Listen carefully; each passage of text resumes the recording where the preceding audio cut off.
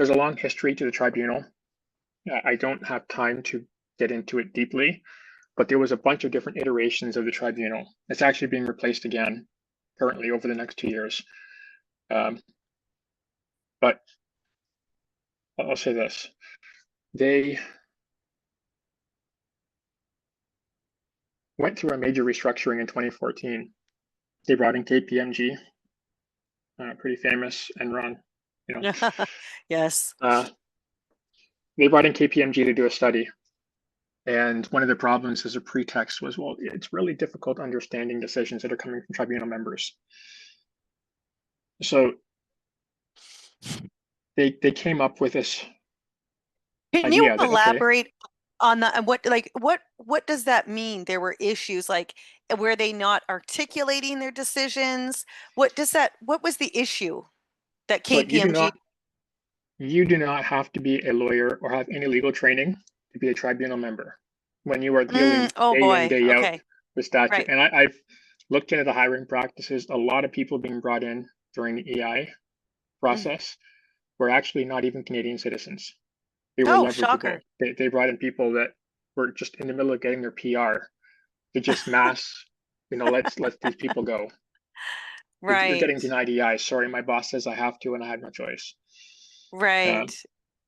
That's the name of the game, right? You bring in the people that are too afraid to stand up. That's what Canada's all about. Yeah, but I just want to highlight 2 paragraphs. So between April 2016 and March 2017, the tribunal launched 5 new releases of its case management system. Tribunal capacity was enhanced with new features such as assignment tools. Efficiency was further improved with the development of decision templates pre-populated with legislative text related to the issues at hand. So we don't know exactly how it works, but they have a list of templates. Some of them are really long templates, some are really short. So for instance, KVP has been precedent going all the way back to 1965. It came out of labor unions. In 2013, the Supreme Court made it a binding case in Irving. And it's a list of 6 considerations if an employer wants to unilaterally impose a new policy that hasn't been ratified by the union, that's not part of the contract. You have to meet all 6 of these. If you don't meet all 6 requirements, you can't just impose any policy you want. And the first 2 that matter is, number 1, it must be contractual. You cannot impose a new policy that is not in your contract if the requirements of that policy violate the contract. That's number 1. Okay. So they have short templates. Again, I've got it fully documented. I can pull up if I have more time later. I can actually go through examples. But they have 4 different templates. 2 of them cite KVP dispositively. So when someone would go in and make an argument and saying, yeah, but this policy violated my contract, they had a set of paragraphs that were word for word the same, that had pre-written footnotes and pre-written links and citations that would say, yep, KVP gives us the right, or KVP gives your employer the right to unilaterally impose. But that's not what KVP said if you actually read it. But that is a chunk of paragraphs that are being inserted into hundreds of cases to justify an employer who turns around and unilaterally imposes a policy. However, at the other half of the time, and it is almost 50-50, when people went in and said, no, I've read KVP, KVP is very clear. Number 1, it must comply with the contract. If it's uncontractual, you can't impose it. They had a bunch of pre-written paragraphs that said KVP is outside our jurisdiction. It's from labor law. Wow. So they've got templates that are saying the exact opposite of each other. And again, because the wording is identical for multiple paragraphs with the same citations and the same wording in the footnotes, they didn't write it. Where it comes from, we'll get to that later. I also, before you continue on, I just want to make note of the years. This was 2016 and 2017. Guys, when did Trudeau Jr. get elected? Late 15. That's right. And that's when we saw that, like, literally you could go to any data diagram chart and you will see Canada was great from 2015. So I just wanted to make note of that because there's a lot of things that happened once Trudeau came in, and we all know that he was here to do the job his daddy didn't finish. So I just wanted to make note of that. Back to you, Matt. Sorry. That's fine. I'll pepper in some commentary along the way. Okay, Matt? That's good. I like that. So this is a style guide for the tribunal. It gives them rules for like grammar, for gender confirming and inclusive, and all kinds of stuff. But there are some very interesting. Now, this is from this year.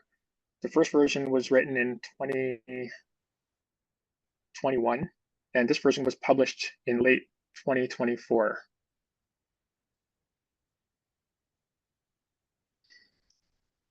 Decision template. So this is the guide. This is the internal guide, but it's publicly published.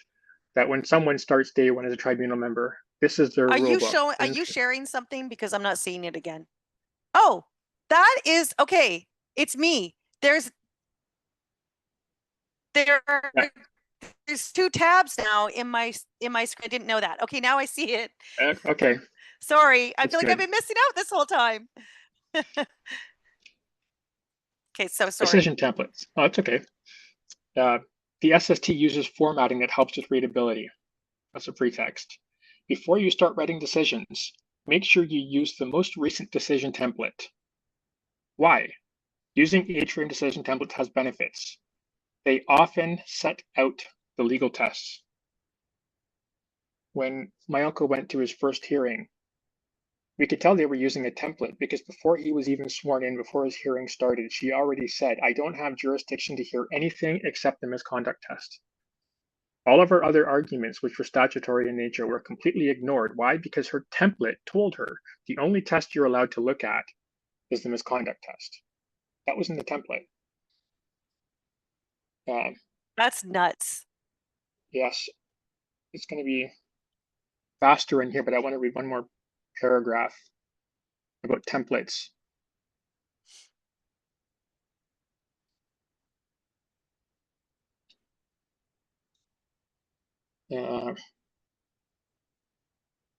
Actually, I'll read too quickly.